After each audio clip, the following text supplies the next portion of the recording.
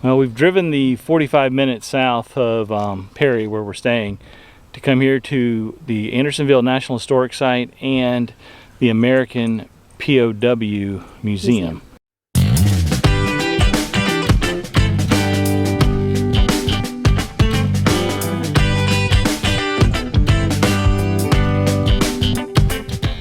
Looking forward to coming in here and checking out the American POW Museum, which I didn't even know existed. And I knew about Andersonville. It was a horrible place. There's a lot of bugs around here. Andersonville was a horrible prisoner of war camp run by the Confederacy towards the end of the Civil War, when the Confederacy had no means to even support themselves, much less the 40-some-odd thousand people who were prisoners here. So let's go take a look inside. A long drive in here. It's out in the middle of nowhere. There's a long drive up, but they give you a radio station you can tune to and hear a little bit about it as you're riding in too. So that was nice. Yep, all free. Yep, free. Bring your National Park passport book. We forgot ours is in the car. We're gonna go get that taken care of, and we're gonna go inside and check it out.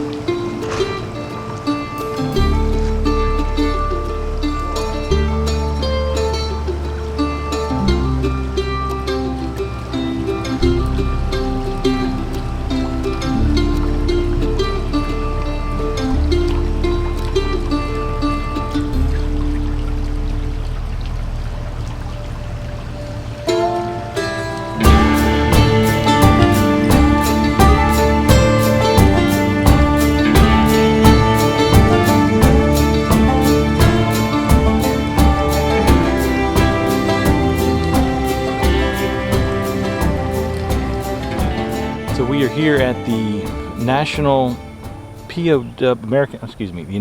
American POW Museum and Andersonville National Historic Site in Andersonville, Georgia. And there's a lot of bugs here, so apologies.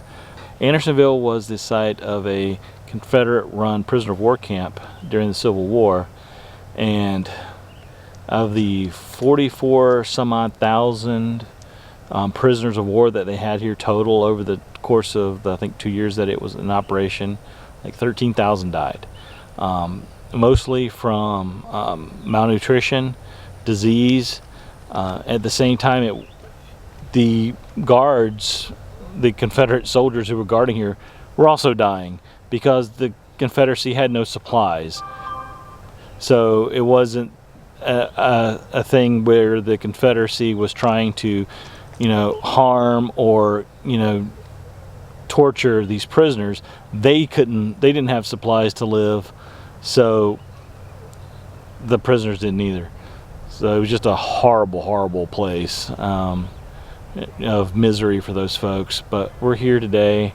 The museum was dark inside, as you saw from the footage, and I think that's intentional. I think it really set the right mood and right tone. A lot of artifacts in there. So now that we're outside on this beautiful April day, let's walk around some of the sites here at Andersonville and see what they look like. And just remember all the POWs, either those who made it back home, and especially those who didn't, and their families. Let's take a look.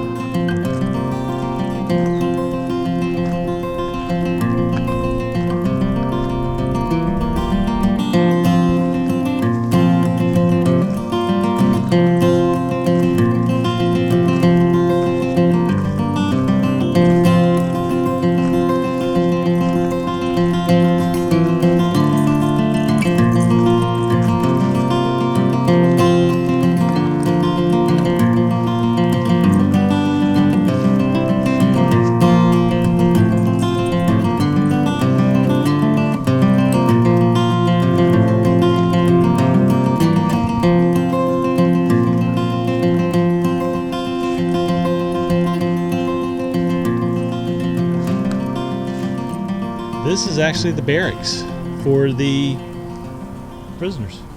Oh. They slept in tents made of blankets or whatever they could find on the ground. No matter the weather. In the wintertime, the mud and the rain, there just wasn't enough resources to actually build barracks. There wasn't enough people, wasn't enough wood, nails, etc. to build barracks, so this is where they stayed. Like I said, the guards suffered almost as much as the prisoners. And this line behind it, between the fence and these tents, that's kind of the no man's land. Any prisoner walking that line, the guards had ordered to shoot him, and a lot of prisoners would go just because they were at the end of the rope. Couldn't take it anymore, so they'd walk over there just to end the misery. Very sad.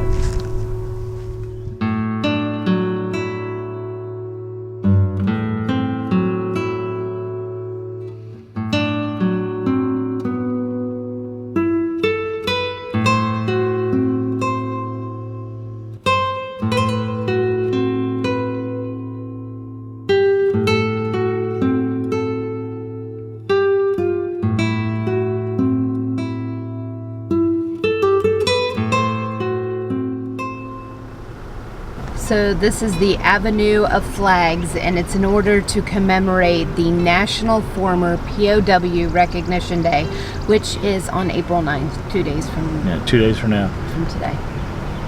So it is amazing to see. It's beautiful. Yeah, it's a stunning sight. It really is. And this is still an active national cemetery as well.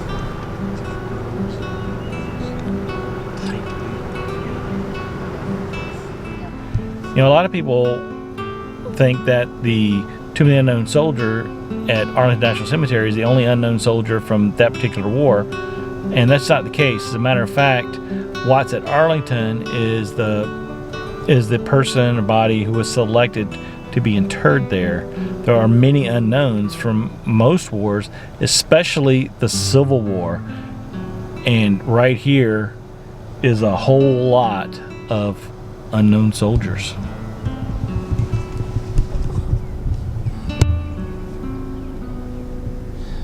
Not all the ones in this field are, but all the ones in the front here.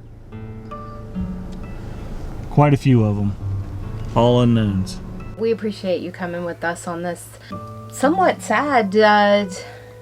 Yeah, it's sobering, to say the least. Right. So much death and misery occurred at Andersonville prison camp during the Civil War, and then of course the death and misery and everything else that all POWs throughout the course of American history have gone through as well. But it was something I've been wanting to do for a very long time, as Talon chews on a bone off to the side.